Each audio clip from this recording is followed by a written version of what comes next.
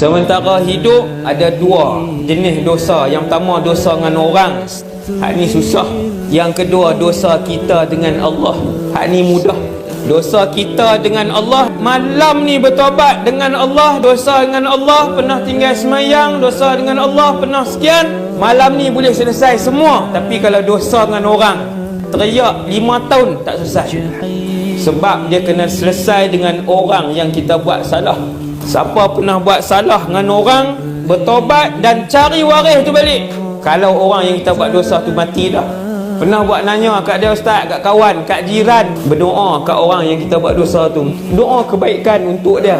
Tu antara cara nak buang dosa kita dengan orang. Kalau orang tu kita tak tahu dah duk tang mana. Sementara hidup ada dua jenis dosa. Yang pertama dosa dengan orang, hak ni susah. Yang kedua dosa kita dengan Allah, hak ni mudah. Dosa kita dengan Allah, malam ni bertobat dengan Allah. Dosa dengan Allah pernah tinggal semayang, dosa dengan Allah pernah sekian, malam ni boleh selesai semua. Tapi kalau dosa dengan orang, teriak 5 tahun tak selesai. Sebab dia kena selesai dengan orang yang kita buat salah.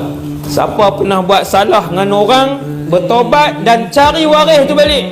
Kalau orang yang kita buat dosa tu mati dah, pernah buat nanya kat dia ustaz, kat kawan, kat jiran, berdoa kat orang yang kita buat dosa tu, doa kebaikan untuk dia. Tu antara cara nak buang dosa kita dengan orang. Kalau orang tu kita tak tahu dah duk tang mana.